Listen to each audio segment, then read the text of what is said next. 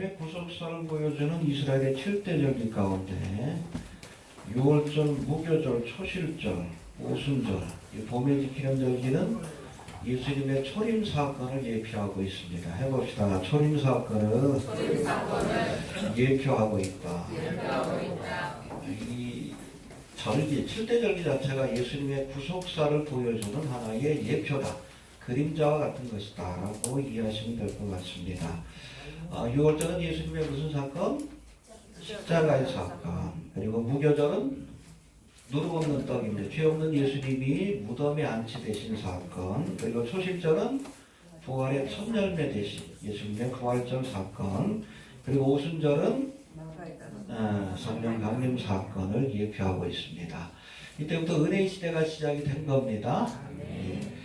이에 반해서 나팔절로부터 시작되는 세 개의 가을절기 해봅시다. 나팔절, 대속제일, 장막절.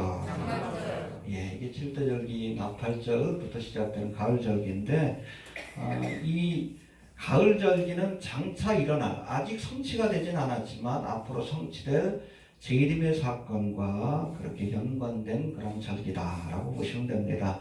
우리가 지지난주에 살펴왔던 나팔절은 뭘 상징합니까? 예표합니까?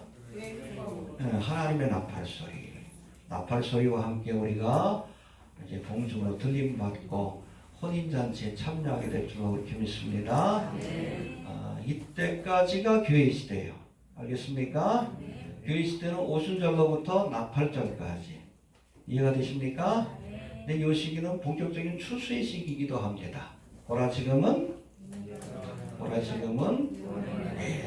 하나님의 은혜가 쏟아지고 또 본격적인 영적 추수가 그렇게 진행되는 기간이 바로 이 나팔절까지다라고 보시면 될 것 같습니다.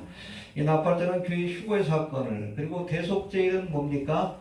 이스라엘이 허락된 한 일에 7년 대환란 기간 동안 용키프로 이스라엘이 민족적으로 회개하고 하나님 앞에 돌아오게 돼. 로마서 우리 11장의 말씀을 통해서 우리가 지난주에 살펴봤죠? 알겠습니까? 여러분, 구약에 예언된 이스라엘에 관한 예언은 교회로 대체된 게 아니에요. 리플레이스먼트 된 게 아닙니다. 아직도 유효합니다. 그리고 그것은 반드시 성취될 것인데 구체적으로는 교회가 이 땅에서 사라지고, 그렇죠? 돌감람나무 가지가 끊겨지고 사라져야 이스라엘이 다시금 참감람나무의 접붙임을 받고 하나님의 은총을 회복하고 선교적 열매를 맺는 그러한 은혜에 들어가게 되는 회복이죠. 회복. 그것이 구체적으로는 7년 대환란 때. 알겠습니까? 우리로서는 7년 대환란이지만 그러나 이스라엘에게는 저들에게 허락한 마지막 한 일의 기간, 이 기간 동안에 있을 일들이 바로 용키프로의 사건, 회개와 또 하나님의 죄를 사하시고 저들의 믿음이 회복되는 그러한 시간이 주어지게 될 겁니다. 할렐루야. 그리고 마지막 이 장막절은 뭡니까? 예수님이 이제 다시금 이 땅에 찾아오시는 예수님의 지상재림의 사건을 예표하고 있습니다. 그래서 여러분, 우리가 초림의 사건은 예수님의 탄생으로부터 오순절 마가의 다락방에 성령이 강림하심으로 교회가 탄생한 사건, 여기까지가 초림의 사건입니다. 마찬가지로 재림의 사건도 단회적 사건이 아니에요. 한 번의 사건이 아니라 교회 휴거의 사건으로부터 시작이 돼서 예수님이 이 땅에 지상재림하셔서 이 땅에 하나님의 나라, 구체적으로 뭐예요? 천년왕국을 세우시는, 거기까지가 바로 여러분 재림의 사건이다. 그것을 보여주는 절기가 바로 나팔절과 속죄일과 장막절이다. 알겠습니까? 예수님의 재림을 예표하는 가을절기 가운데 2019년도 우리 지지난 주일인 9월 29일부터 10월 1일까지가 휴거의 사건을 예표하는 이스라엘의 나팔절이었습니다. 거기에 관한 설교를 했습니다. 그리고 지난 화요일과 수요일인 10월 8일 저녁부터 10월 9일 저녁까지 이스라엘의 달력으로는 7월 10일에 해당되는데 이 시간이 바로 7년 대환란의 기간 동안 이스라엘이 회개하고 회복될 사건을 예표하는 용키프로, 바로 대속제일이었습니다. 그리고 우리나라 시간으로 오늘 밤이에요. 오늘 밤. 이스라엘은 6시간 차이 납니다. 이스라엘로서는 저녁 6시인데 우리로서는 12시라고 보시면 돼요. 밤 12시부터 다음 주일인 10월 20일까지 20일 12시까지 숫꽃이라고 해서 이스라엘의 가을 절기의 마지막 절기인 장막절 기간입니다. 알겠습니까? 이때는 이스라엘 백성들이 집에서 사는 게 아니에요. 텐트 쳐놓고 거기서 거합니다. 숫꽃 자체가 장막이라는 뜻이에요. 이 출애굽의 사건을 기억하는 겁니다. 알겠습니까? 예. 여러분 레위기 23장 33절부터 44절 그리고 신명기 16장 13절부터 15절에 등장하는 이 장막절은 초막절, 초막을 짓는 같은 뜻입니다. 혹은 수장절로도 불립니다. 해봅시다. 수장절. 거둘 숫자에다가 모아드릴 장자. 그러니까 한 해의 농사가 여기서 끝나는 거예요. 나팔절에서 끝나는 게 아니라 수장절까지. 이해가 됩니까? 근데 여러분 나팔절까지는 본격적인 추수고 그 다음에 남은 이삭을 거두는 기간이 바로 수장절까지 기간인데 이거는 누가 해요? 교회가 하는 것이 아니라 회복된 이스라엘이 7년 대환란 동안 복음 전파의 사명을 감당해서 수장절에 끝나게 되는 겁니다. 이해가 되시죠? 예. 수장절로 불리우는데 출애굽한 이스라엘 백성들이 광야에서 40년 동안 어디에서 살았어요?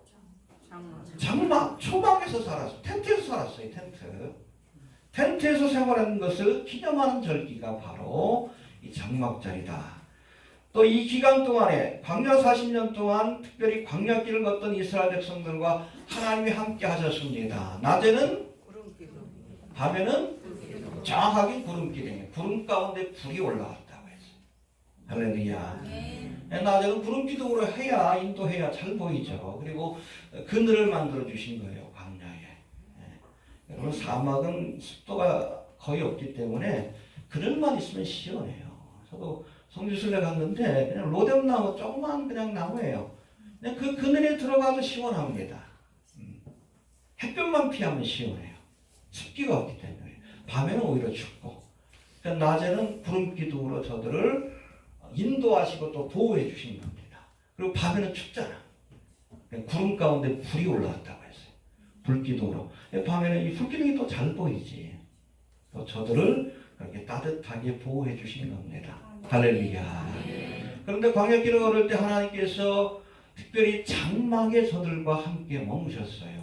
거룩한 장막인 성막. 할렐루야. 이 이동성전이라고 보시면 됩니다. 알겠습니까? 장막을 치고 저들과 함께 머무셨어요. 그래서 이 장막절은 하나님의 임재를 상징하는 절기이기도 합니다. 해봅시다. 하나님의 임재를 기념하는 절기다. 하나님이 저들과 함께 해주신 사건. 광야 40년 동안 하나님이 함께 하셨기 때문에 여러분 광야는 사람이 살 수 있는 곳이 아니에요. 저들이 무사히 광야길을 건너서 가나안 땅에 들어갈 수 있었던 거예요. 딴 건 없어요. 하나님이 함께 하셨기 때문에 그렇습니다. 이 장막절이 바로 그것을 기념하는 겁니다. 이해가 됩니까?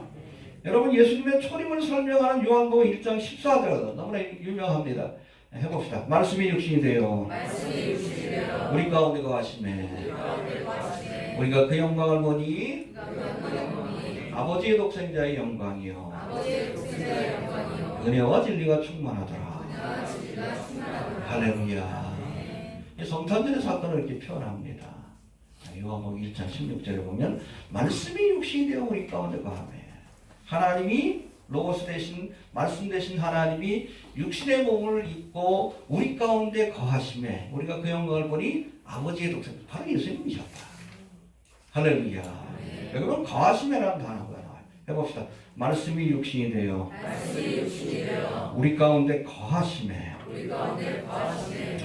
예수님을 성육하신 하나님의 말씀으로 설명하는 이 말씀에서 거하심이라는 단어가 헬러로는 에스케노센이라고 되어 있습니다. 캐노피라고 그러죠. 텐트를 치다라는 뜻이에요. 장막을 치고 우리 가운데 머물기 위해서 찾아오셨다. 2000년 전에 특별히 육신의 장막을 치고 우리 가운데 머무시기 위해서 역사 속에 찾아오신 거예요. 역사 속에, 인류의 역사 속에 찾아오신 겁니다.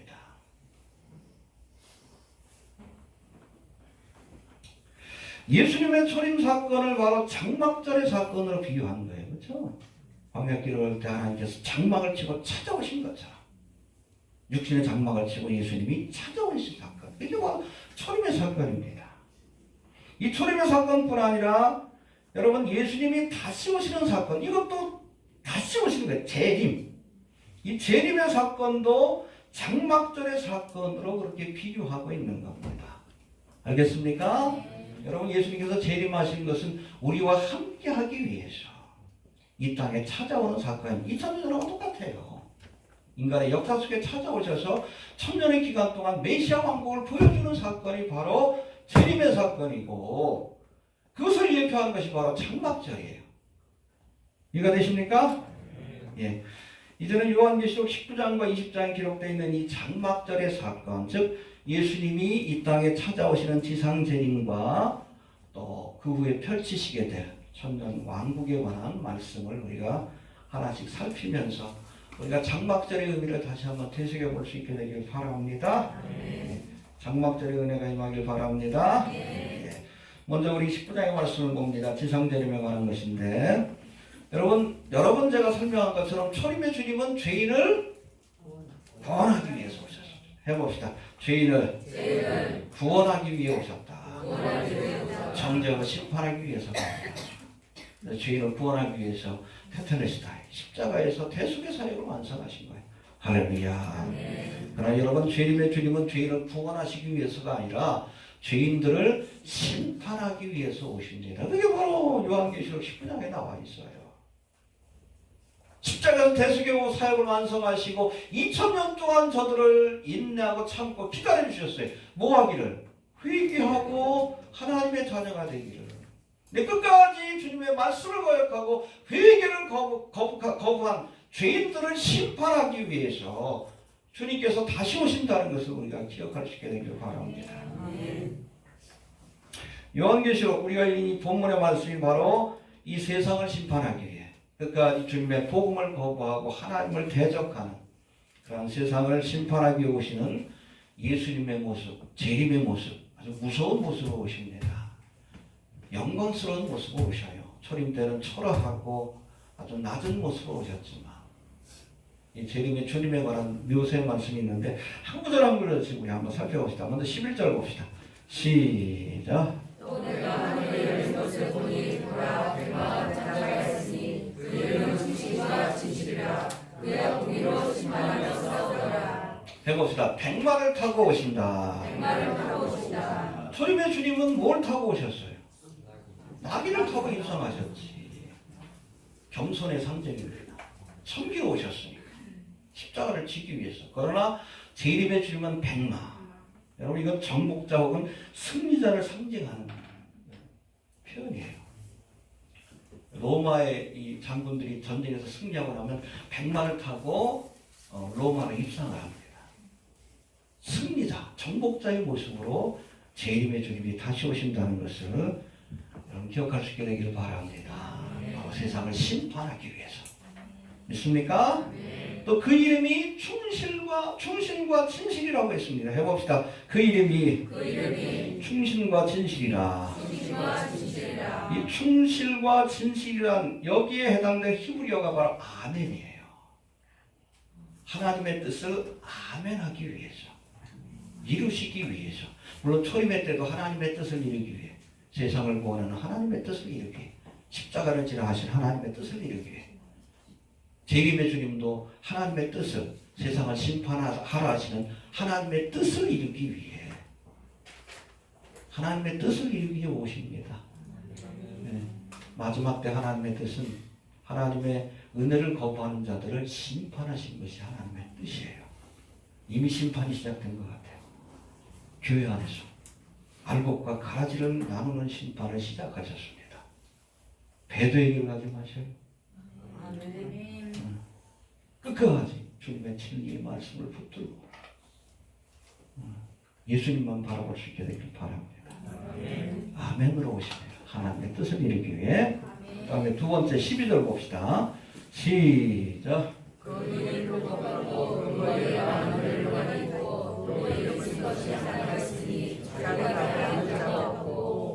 예, 여기 보니까 그 눈이 불꽃 같은 눈으로 다 보고 계셔요.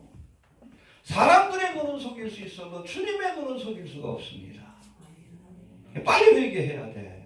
불꽃 같은 눈으로 세상의 죄를 심판하기 위해서 오십니다. 그리고 그 머리에 많은 면류관이 있다. 해봅시다. 면류관이 있더라. 오늘을 보면 이 면류관이 디아데마타라고 되어 있습니다. 해봅시다. 디아데마타.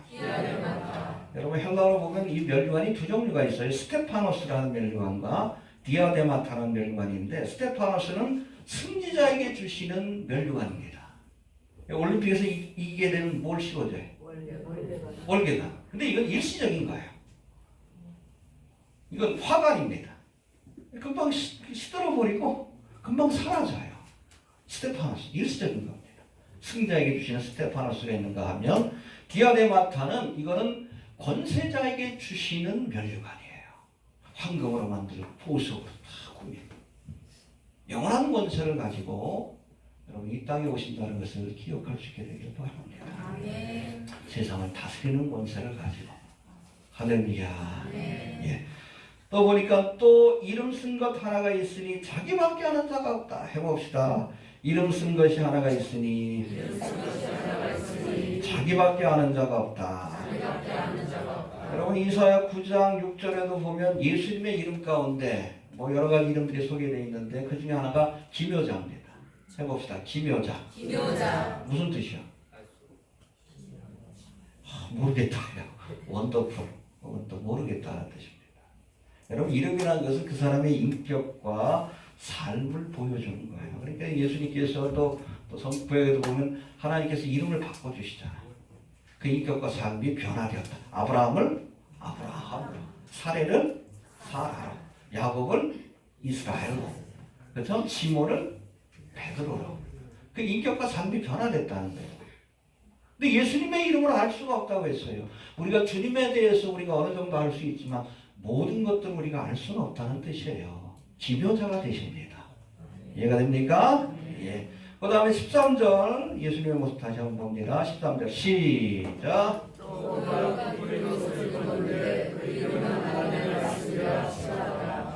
여기 보니까 그가 무슨 옷을 입었어요?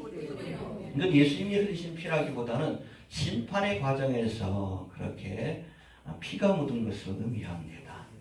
포도주 틀의 심판을 내리셔요. 알겠습니까? 포도주 틀의 심판 뭔지 아시죠? 가을에 포도를 추수하면 여러분 그냥 놔두면 금방 말라버립니다. 보관을 해야 돼. 대표적으로 보관하는 게 뭐예요? 포도주를 만드는 거예요. 이해 됩니까? 가나안 혼인잔치에서 뭘 먹었어요? 포도즙 아니에요? 포도주입니다. 여러분 포도즙도 하루 이틀 지나면 발효돼요. 그 새술은? 네. 이걸 그냥 포도즙이라고 억지로 해석하는 사람이 있는데 그건 무식해서 그래요. 아무것도 몰라서 그래요. 포도주입니다. 네. 아무튼 포도주를 만드는 과정이 뭡니까? 포도를 다 따가지고선 큰 넓은 데다 바위로 만든 것이에요. 사람들이 가가지고 밟는 거예요. 그 국물이 흐를 거 아니에요. 그걸 담아 놓는 거예요. 그럼 발효가 돼가지고 1년 내내 그걸 가지고 먹는 겁니다. 피처럼 흘러내려요. 주님께서 재림하셔서 포도즙 틀의 심판을 내린다고 했어요.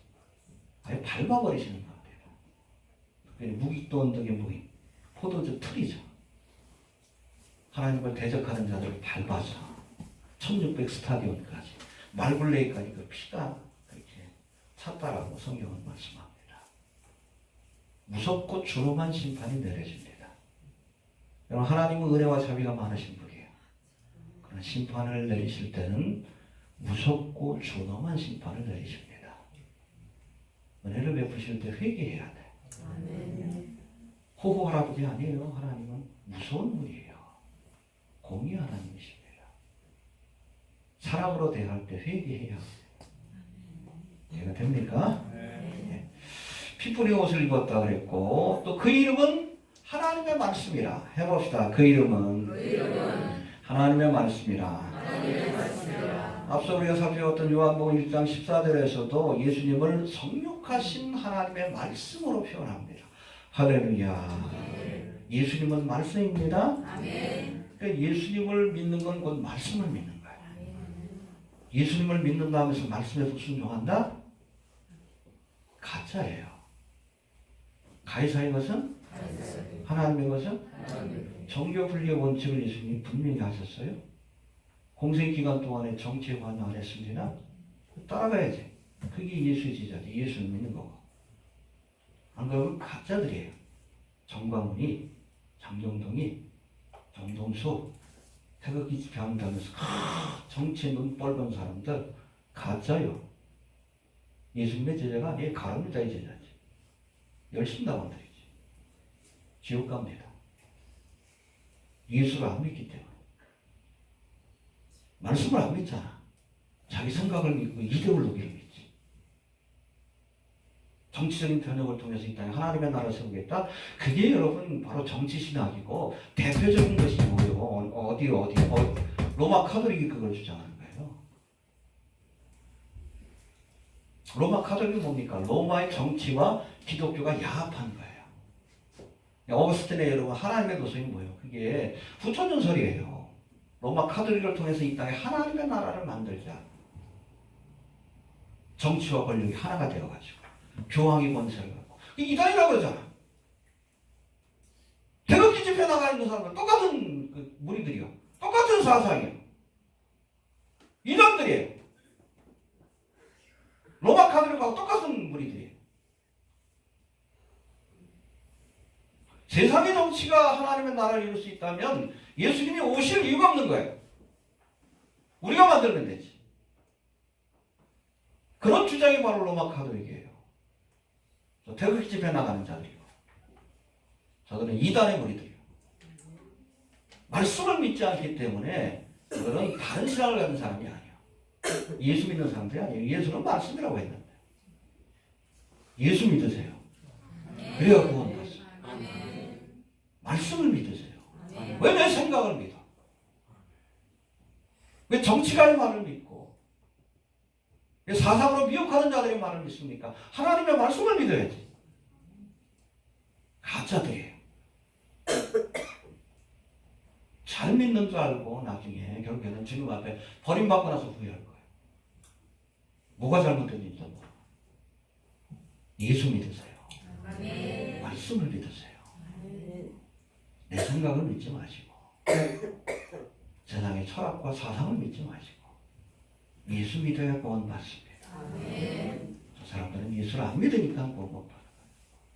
말씀을 안 믿으니까. 여러분 예수님은 하나님의 말씀이십니다. 그 이름은 하나님의 말씀이라 칭하라. 할렐루야. 예, 14절도 한번 봅시다. 시작.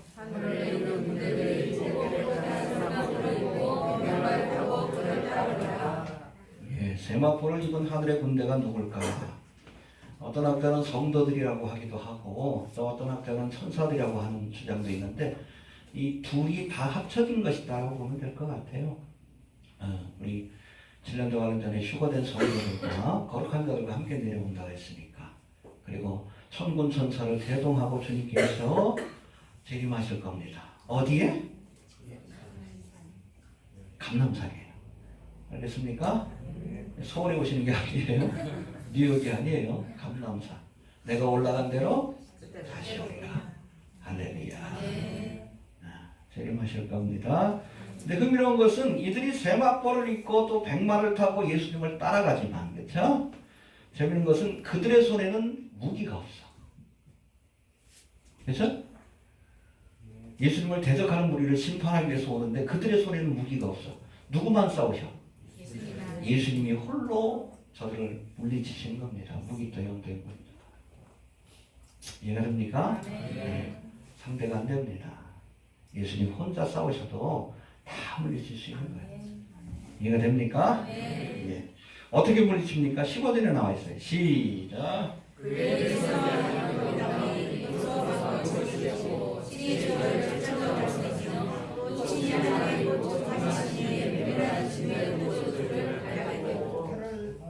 예, 여기 보니까 이한검이 나오니 검으로 물리칩니다. 날카로운 검이라는 뜻이에요. 입에서 나온다. 이게 뭐예요? 성령의 검? 말씀으로 심판하시는 겁니다. 할렐루야. 또 친히 저들을 철적으로 다스리며, 이 철장이 뭔가 철로 된 막대기, 쇠막대기입니다. 그렇게 패시는 거예요. 하나님을 대적하는 자들, 진노의 포도주틀을 밟듯이 무섭고 준엄한 심판이 내려집니다. 끝까지 대적하게. 알겠습니까? 사랑으로 대할 때 회개해야 돼. 그렇지 않으면 무섭고 준엄한 심판을 받게 돼요. 16절 한번 봅시다. 16절 시작.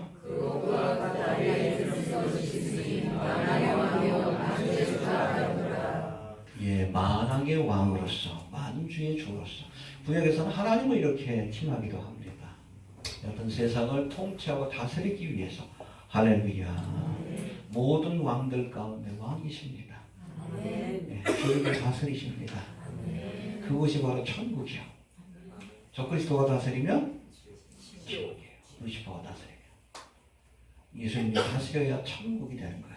만왕의 왕이 오십니다. 예, 오셔서 심판하실 때 여기 보니까 무기또 언덕에 그렇게 죽은 자들이 이렇게 널브러져 있을 터인데 이 고기들을 다 먹으라고 사방에서 새들을 먹을 것이다 라고 말씀합니다. 17절 18절 한번 봅시다.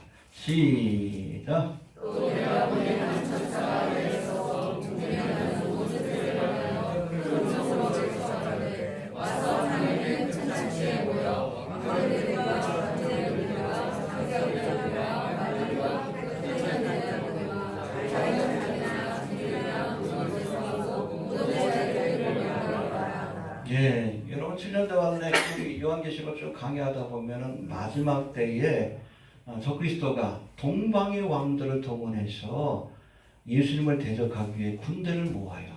어디? 특별히 이스라엘 어디? 무기또 언덕입니다.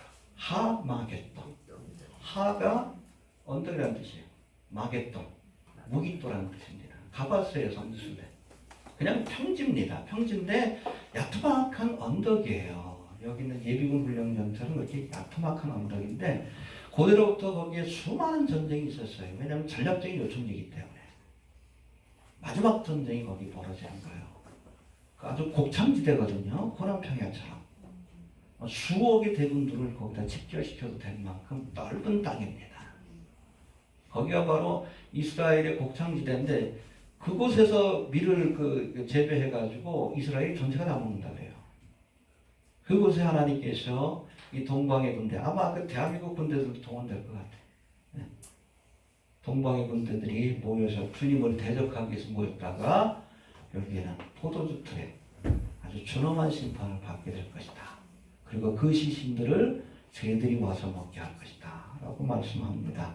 여러분, 이스라엘은 아프리카하고 또 아시아하고 유럽의 교차점입니다. 교차점이기 때문에 철새 도래지예요. 갈릴리 저도 뭐 성지 순례할 때 거기 지역에도 곳곳에 철새 도래지가 있어요. 전체가 다 이 무기또 언덕도 마찬가지예요. 새들이 와가지고 뭐 추수하고 나서 남은 것도 또 집어먹고 그런 것입니다.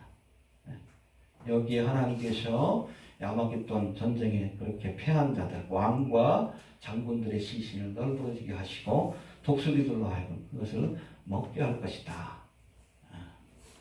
죽음이 있는 곳에 독수리가 모일 것이다. 바로 예수님의 지상재림 때 일어날 사건입니다. 끝까지 대적하면 그렇게 되는 거예요. 이해가 됩니까?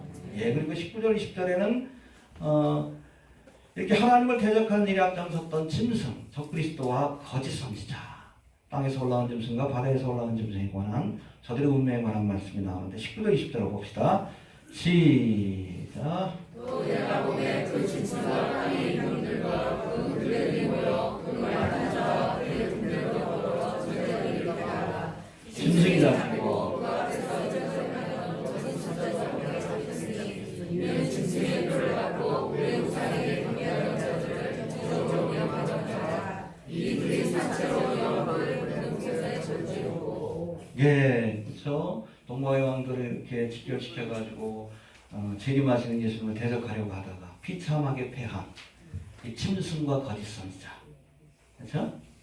적그리스도와 거짓 선지자가 산채로 유황불에 헬라어로 보면 게헨나라고 되어 있습니다. 게헨나.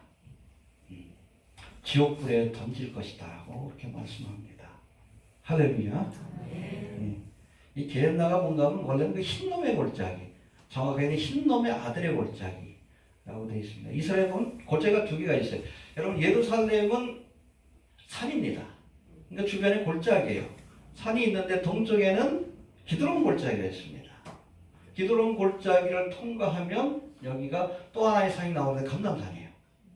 감람산에서 딱 보면 기드론 골짜기가 있고 동쪽에 있습니다. 그리고 예루살렘이 정면으로 봐요. 우리가 예루살렘에 관한 그런 사진들 있죠. 대부분 감람산에서 찍은 거예요. 그 중간에가 기드론 골짜기인데 동쪽에 있는 거고, 그리고 남서쪽에 보면 게헨나, 흰놈의 골짜기라는 곳이 있는데, 원래는 예루살렘 성에서 나오는 쓰레기를 태우던 곳인데, 구약시대에 보면 여기에 몰렉에게 바치던 인신제사를 드리던 제단이 있었어요. 흰놈의 아들의 골짜기. 흰놈이라는 사람이 아들이 거기다 제단을 바쳤던 것 같아요. 몰렉에게. 그래서 항상 쓰레기를 태웁니다. 가끔 사람도 태우고. 지옥불을 상징해요. 게헨나. 산채로 던진다는 거예요. 장차 이러고 하나님을 대적한 자들이 가게 될 지옥불을 상징합니다. 첫 번째는 두 짐승이 여기 지옥불에 던져져요. 그 다음에 천연왕국이 끝나고 나면 용이 던져집니다. 그리고 그 다음에 백보다 심판이 끝나고 나면 하나님을 거역하고 적그리스도와 용을 추종하던 하나님을 대적하던 인간들이 둘째 사망, 둘째 부활에 참여해서 게헨나에 또 던져지게 됩니다. 지옥불에 던져질 것이다 라고 말씀합니다. 예수 천당? 지옥 갑니다. 영원히 꺼지지 않는 불에 던져질 것이다 라고 성경은 말씀합니다. 순서가 그래요. 처음에는 두 짐승, 그 다음에 천년이 끝나면 용, 그 다음에 백보자 심판이 끝나면 역사 속에서 주님을 대적하는 자들이 다시금 부활해서, 이거는 여러분 수치스러운 부활이라고 합니다. 부활하되 어떤 모습으로 부활하냐, 지옥불에 던져져도 영원히 고통은 느끼지만 타지 않는 몸으로 부활하는 거예요. 영원히 고통을 느낀다. 믿는 사람만 여러분 부활하는 게 아니에요. 우리는 생명의 부활로, 영광의 부활로, 저들은 죽음의 부활로. 그것을 영생이라고 안 하고 영죽음이라고 하고 이터널 데스라고 합니다. 예수 믿으세요. 아멘. 어떤 사람은 뭐 지옥이 없다고 생각하는데 그런 뭐 이단들도 있죠. 아니에요. 천국도 있지만 지옥도 있습니다.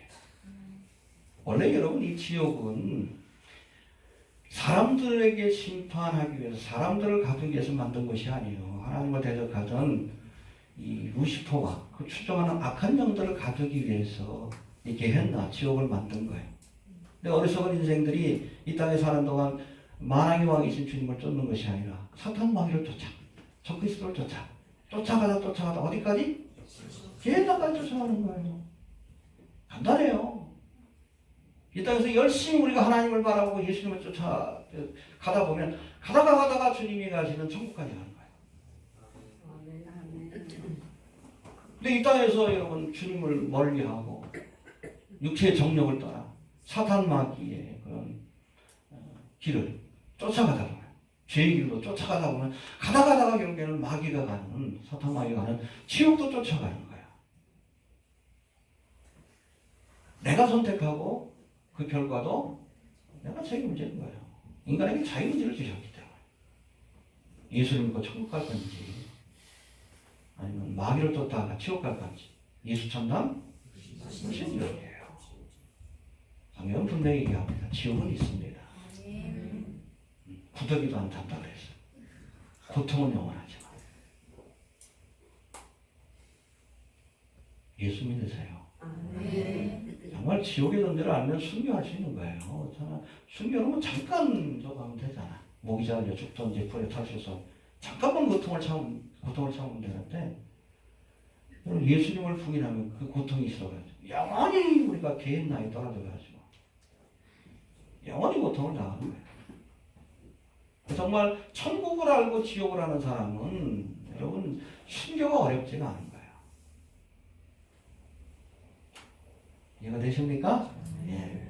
아무튼 짐승과 거짓 선자가 옛날 지옥불에 던져질 것이고 그 다음은 영이 사탄이 그 다음은 역사자 심판으로 그렇게 주님을 믿지 않던 자들이 수치스러운 부활로 거듭나서 지옥불에 던져질 것이다 라고 말씀합니다. 예수 믿읍시다. 예, 이것이 예수님이 재림하셔서 할 일이고 그 다음에 주님께서 재림하셔서 왜 재림합니까? 딴 거 아니에요. 이 땅에 하나님의 나라 메시아 왕국을 그렇게 펼치기 위해서 그것도 성경의 예언입니다. 해봅시다.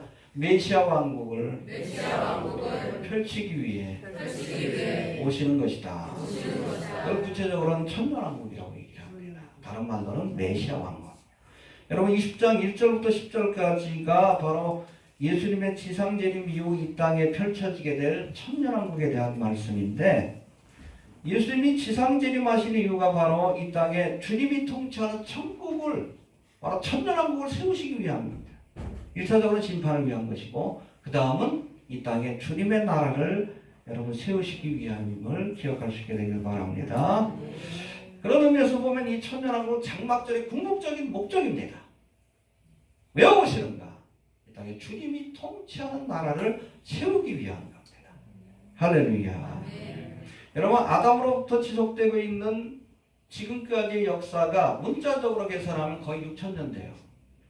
이스라엘이 얼마 전에 나팔절이 있었죠? 아담의 탄생으로부터 이 사람들이 아주 문자적으로 해석을 내는데 5,780년이에요.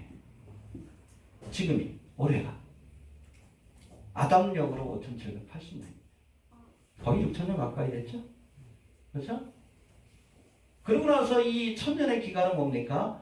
메시아의 통치를 보여준 일종의 안식일이에요. 주께는 하루가 천년이 엿새 동안 일하고 하루는 쉬어라. 안식일의 시간입니다. 6,000년의 시간이 인간에게 허락된 시간입니다. 인간이 주권을 가지고 해보려고 했지만 결국에는 장망성을 쌓는 것밖에 없어. 그렇잖아요. 실패합니다. 그래서 마지막 이 천년의 기간은 메시아 왕국, 주님이 직접 통치하는 세상을 펼쳐주시는 겁니다. 성경의 예언대로. 알겠습니까? 네. 자, 그럼 구체적으로 신구약 성경은 이 천년왕국에 대해서 어떻게 예언하고 있고 설명하고 있는지 신구약 성경의 말씀 하나 살펴봅시다. 먼저 다니엘 2장에 이 천년왕국에 대한 말씀이 나오는데 2장 44절 봅시다. 1234페이지 빨리빨리 서주세요. 다니엘 2장 44절.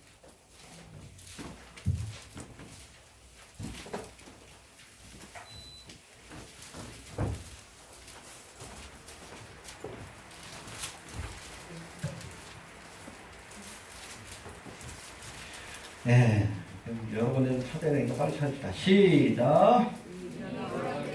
하늘의 하나님이 한 나라를 세우시리니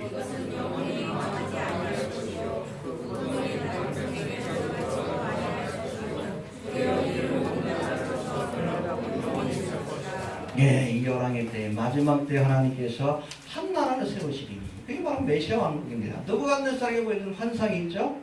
꿈속에 보는 데 큰 신상이 있는데 머리는 뭐로 돼 있어요? 정금으로 돼 있죠. 이게 뭘 상징합니까? 바벨론과 느부갓네살을 상징합니다. 그 다음에 은으로 된 가슴과 팔.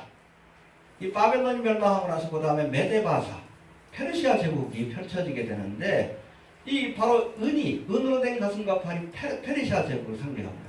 그 다음에 허리와 넓적다리 뭐로 돼 있습니까? 노수로 돼 있죠. 메데바사를 무너뜨리고선 다시금 일어난 제국. 그게 뭐예요? 헬라 제국입니다. 헬라 제국.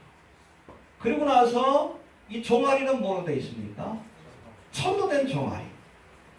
여러분 거기 나오는 금속 중에서 가장 강한 게 철이요. 역사 속에서 가장 강력했던 제국. 로마입니다. 그리고 나서 마지막엔 뭐예요? 발. 철과 진흙이 섞인 발. 그리고 10개의 발가락. 그렇죠? 열불로 상징되는 뉴 월드 오더. 마지막 적그리스도의 나라가 세워질 것인데 근데 그렇게 세워졌는데 갑자기 사람이 떠내지 않은 뜨인 돌, 채석장에서 떠낸 돌이 아니라 직접 뜨인 돌, 뜨인 돌이 나타나더니 그 신상의 발을 딱 무너뜨린 거예요. 저 그리스도의 나라를 무너뜨린 거예요. 신상이 갑자기 다 사라져버려요. 먼지처럼. 그리고 그 뜨인 돌이 천하에 가득하게 되더라. 그 뜨인 돌이 뭡니까? 예수님과 예수님이 세우시는 메시아 왕국이에요. 그 뜨인 돌이 임재할 때, 예수님이 재림할 때 마지막 여러분 철과 진흙이 섞인 10개의 발가락, 이 뉴월드오도 아닙니까? 적그리스도의 나라, 열불로 상징되는 적그리스도의 나라가 무너지고 그곳에 주님이 통치하는 세상, 천년왕국이 펼쳐진다는 거예요. 할렐루야. 그 요한계시록 그걸 말씀합니다. 두 번째, 출애굽기 봅시다. 19장 5절 6절 111페이지 빨리 찾아봅시다. 구약성경 111페이지. 페이지는 거의 맞아요. 출애굽기 19장 5절 6절 천년왕국에 대한 예언입니다. 시작. 세계가 다 내게 속하였으니 너희가 내 말을 듣고 내게 언약을 지키면 너희를 복지에서 지키려고 너희가 내게 대하여 세상을 가져가며 거룩한 백성이 되리라. 너희 말을 이스라엘 자손에게 전하시리라. 예, 시내산에서 저들과 언약을 맺기자는 너희가 내가 한 말에 언약에 순종하고 하면 너희가 장차 제사장 나라가 되고 거룩한 백성이 되리라. 모든 백성을 대표하는 제사장 나라가 되리라. 아직까지 성취가 안 됐어요. 예수님이 오시면 이 시내산 언약이 성취가 될 겁니다. 할렐루야. 이해가 됩니까? 이스라엘 백성이 제사장 나라가 될 거예요. 스가랴 14장에서도 말씀하고 있고 요한계시록에서 말씀하고 있습니다. 천년왕국의 기간 동안 이건 시내산 언약이 성취되는 사건이 바로 천년왕국이고, 그 다음에 사무엘하 7장 12절 13절 474페이지입니다. 사무엘하 7장 12, 13 474페이지 빨리빨리 찾으세요.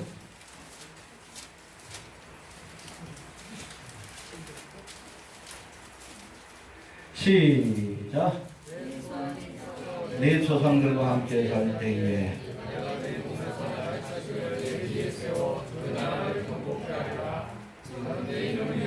집을 건축할 것이요.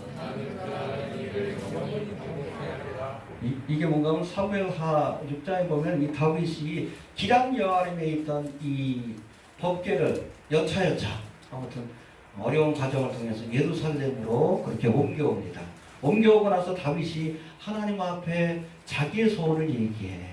나는 이렇게 궁궐에 사는데 하나님은 이렇게 초라한 성막에 계십니다. 성전을 짓고 싶다는 거지. 근데 나단을 통해서 말씀합니다. 너는 성전을 지을 수가 없다. 피 흘린 죄가 있으니 전쟁터에서. 그러나 네 후손을 통해, 네 아들을 통해. 구체적으로 솔로몬이지만 궁극적으로 누구예요? 다윗의 후손인 예수님을 통해 성전을 짓게 할 것이고, 할렐루야. 그 나라가 영원할 것이다. 이 다윗에게 주신 언약이 성취되는 사건이 바로 천년왕국이에요. 시내산 언약, 다윗에게 주신 언약. 이게 바로 천년왕국입니다. 그 다음에 네 번째, 스가랴 14장 한번 봅시다. 스가랴 14장. 스가랴는 구약의 계시록이죠. 1325페이지 14장 9절입니다.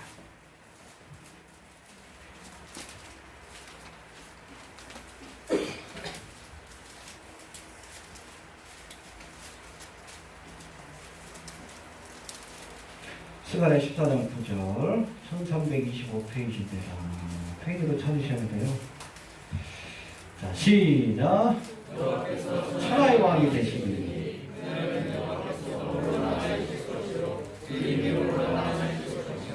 할렐루야. 여러분 스가랴 14장을 보면 전체가 마지막 때에 여호와께서, 구체적으로 성자 하나님이 이 땅에 재림하셔서 열국을 심판하시고 주님의 나라를 펼치실. 그러니까 우리가 읽은 19장과 20장의 내용이에요. 정확하게 그 내용이 스가랴 14장에 나옵니다. 그래서 스가랴는 구약의 요한계시록이라고 있죠. 그 내용이 정확하게 매치가 됩니다.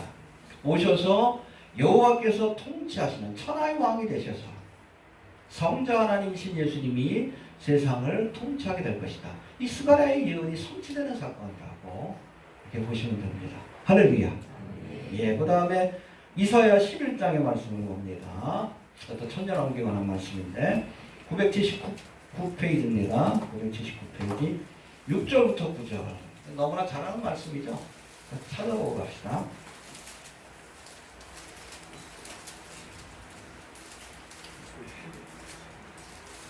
예, 이사야 11장 6절부터 9절 천년왕국의 모습에 대해서 설명하는 거예요. 이게 자 봅시다. 시작 6절부터 시작. 그때에 이비가 어린 양과 함께 거하며 표범이 어린 염소와 함께 누우며 송아지와 어린 사자와 살찐 짐승이 함께 있어 암소와 곰이 함께 먹으며 그것들의 새끼가 함께 엎드리며 젖 먹는 아이가 독사의 구멍에서 장난하며 나의 거룩한 산 모든 곳에서 에덴도 없고 상함도 없을 것이니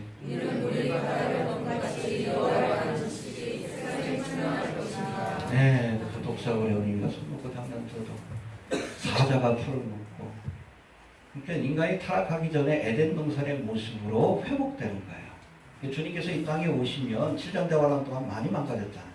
2000년의 역사 속에 많이 망가졌잖아요. 이 지구를 새롭게 하시고 새로운 생태계를 만드실 겁니다. 할렐루야.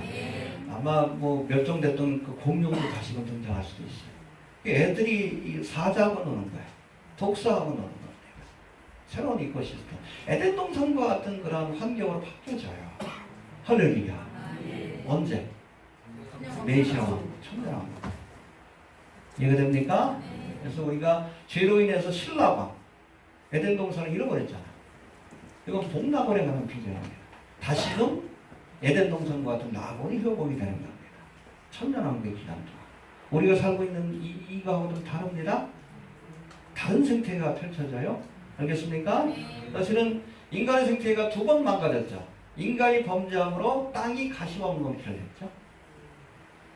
그럼에도 불구하고 자연의 상태 어느 정도 보존됐어. 그래서 노아의 홍수 이전에는 사람들이 거의 900세까지, 무두셀라는 969세.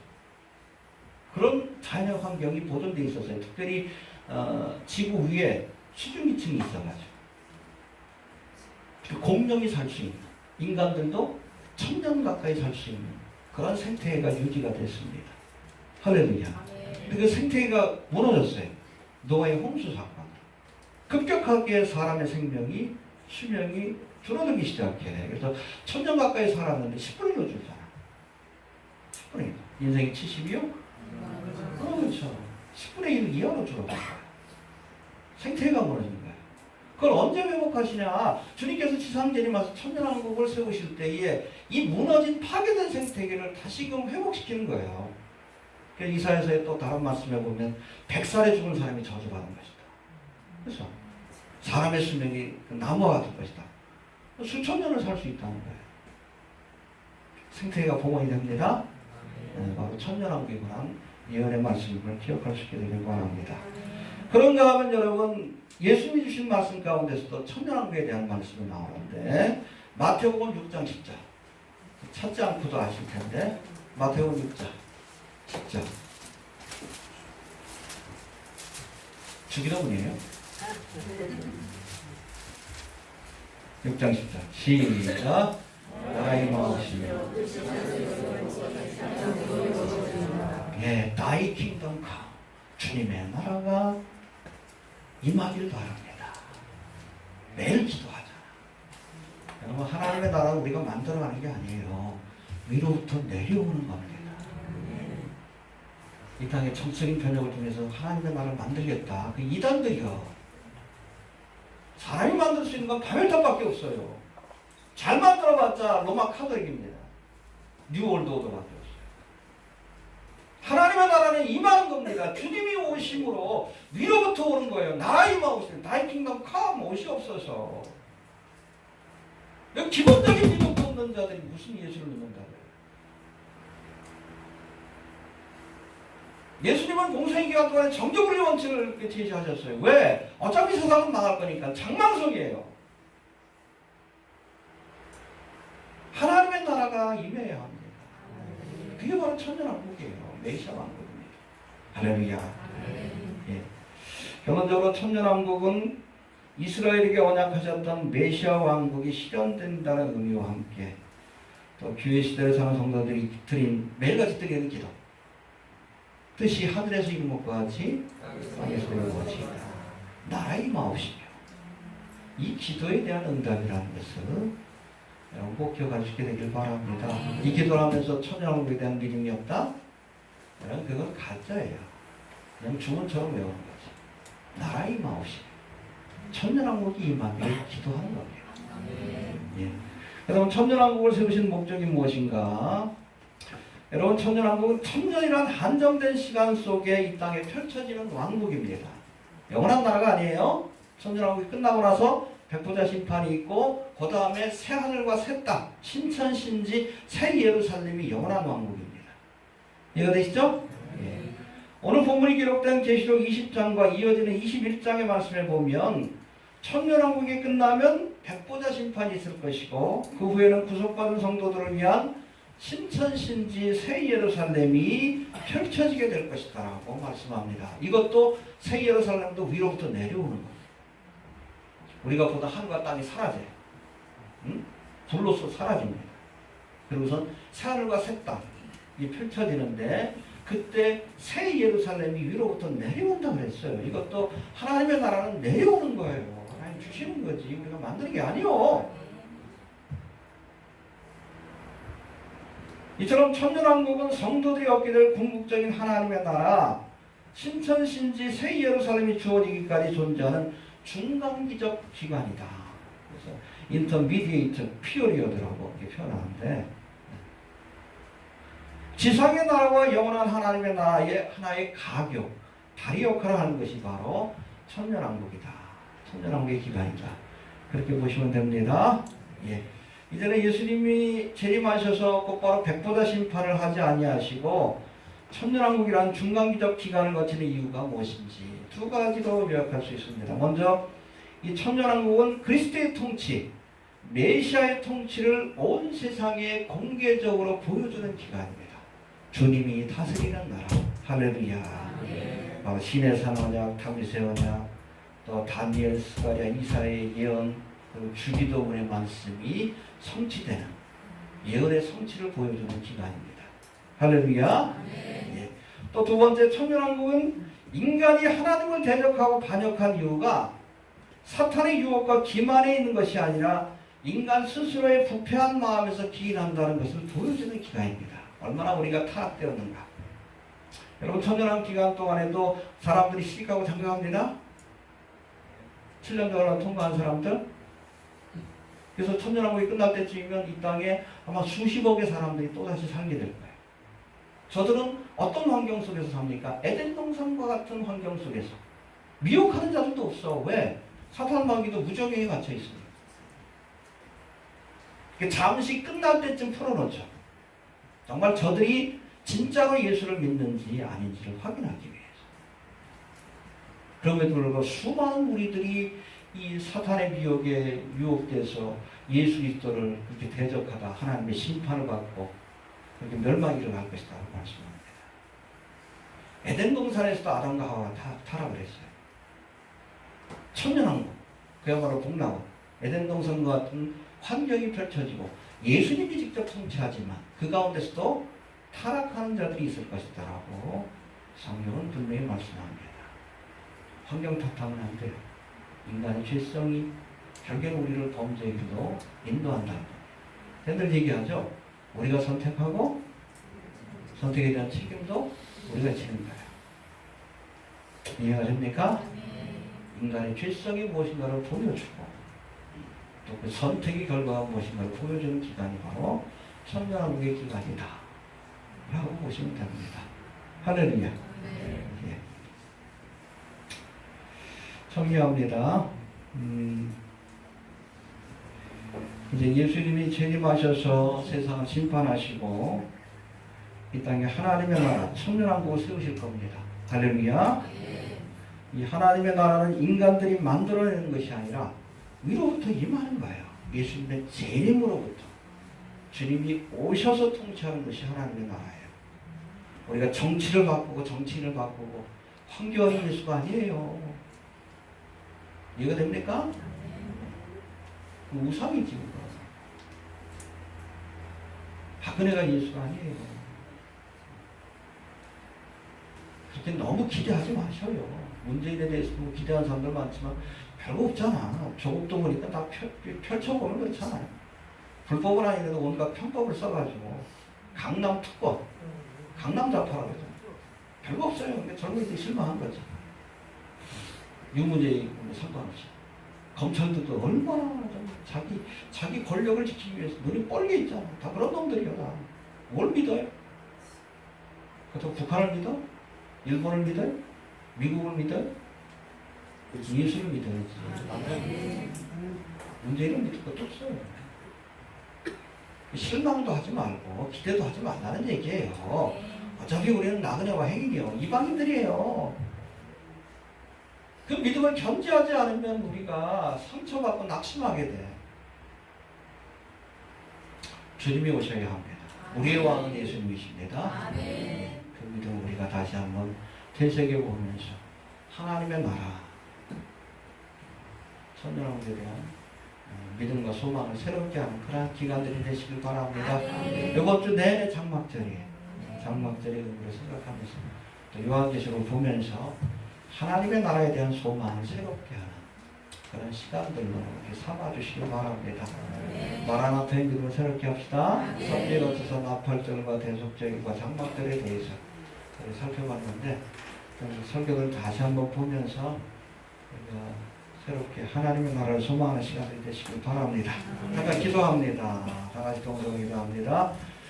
마라나타 주 예수여 오시옵소서. 우리의 노력과 수고로